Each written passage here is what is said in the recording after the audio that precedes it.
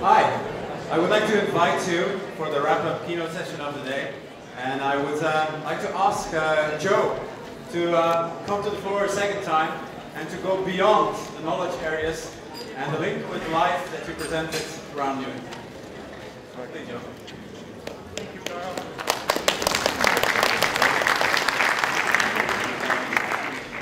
First, let me say what a tremendous honor it's been for me to get to come to your country and to participate in this event. As many of you know, I'm based in Indianapolis, Indiana, so a long way from home. And to me, this is just a tremendous treat to be here at such a fine event. On that note, I would just like to take a second for all of us to thank the organizers of the event. They have done a fantastic job today. So thank you.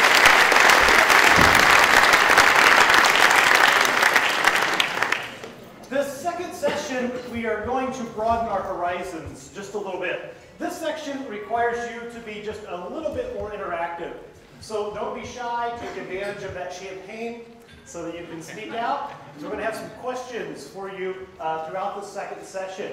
We're going to talk about 5 essential knowledge areas, personal knowledge areas, not only for personal success, but they will help you in project management, your project management success. So you won't find these 5 knowledge areas in a PMI, but I think these are things that all of us can take today and begin applying today in our lives. So let's take a look at the first personal knowledge area, and that's meaning. Meaning, of course, we're talking about purpose. What is our purpose? Why am I here? Why is the most important question. The project work is not what's important. Setting the goal is not what's important. Reaching the project conclusion is not what's important. What's important is why was the project chartered? Why are we doing the work?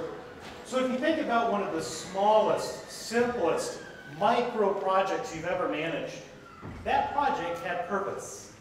So if you think about when you cook dinner, right? You just make a dinner and you throw it in the microwave and you have a very simple, fast dinner.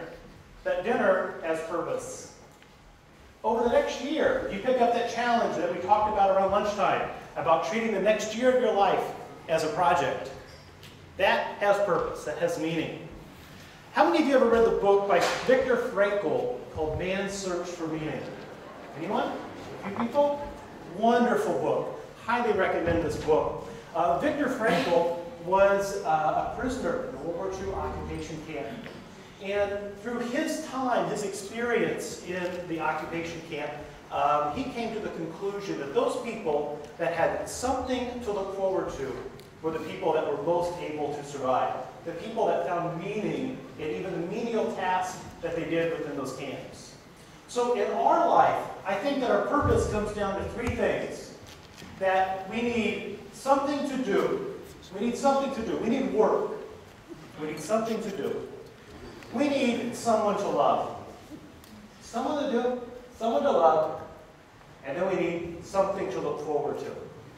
So over the next year, as you think about how can I make this next year a project, think of those 3 things. Something to do, not always just project management, but something to do, something to look forward to, and someone to love. I believe that a meaningful life is a happy life. Find an individual that's happy, and I think you'll find an individual that has meaning. I think a lot of us experience this dichotomy of self. And that is, there's the you that you know. The real you that you know, where you think, oh, this is where I would rather be, or what I would rather be doing, where we find our minds and our thoughts gravitating towards that idea of self-actualization, if you subscribe to Maslow, or that idea of purpose, or why am I here? The real you that you know. And then there's that you that others know. And when we have this big gulf between the you that you know and the you that others know, there's this turmoil which is going to keep you from being happy. A lot of times when I go and I coach and I talk to project managers, the reason why they're unhappy is because they shouldn't be project managers. That they love to be an architect, or they love to be a software programmer, or they loved to be a landscape architect. But by their experience, that idea of the halo effect, they've been pulled up to a project manager. And that's the whole idea of the halo effect, that just because I'm good in one area, doesn't by default make me good in another. That there's this false halo around an individual, and there's this turmoil that we have. Your genuine self is as those two come closer and closer together. That there's the you that you know, and the you that others know, and those are the same thing. And that's where we find happiness. How do we get to that point, though? So some activities for you to do. We can do SWOT. I'm going to look at my strengths, my weaknesses, my opportunities and threats. Not just in the project management world, but in your own personal life. What are your own personal strengths? What are your assets that make you who you are? We think about maturity. Think about the person that you are now. You're not the same person you were a year ago. So if we think forward a year, who do you want to become a year from now? And then what we talked about this morning in scope management was this idea of building your own scope, that you get to create the requirements in your life. So what are your requirements? What do you need? What do you want? It would be great if our needs and our wants were the same. And then it's not all about you, right? We got that this morning in our HR session, or after lunch there in our HR session, that it's not just about you, but it's also about others. So what can you do for someone else? What are others' needs and wants? So think about your team members, your spouse, your family, your friends. How can you help those people move forward in their life? And then expert judgment. We don't know everything. Sometimes, the expression, I can't see the forest for the trees, because I'm too close. So expert judgment. It's not going to your best friend and asking for advice. It's going to the person that can give you objective advice.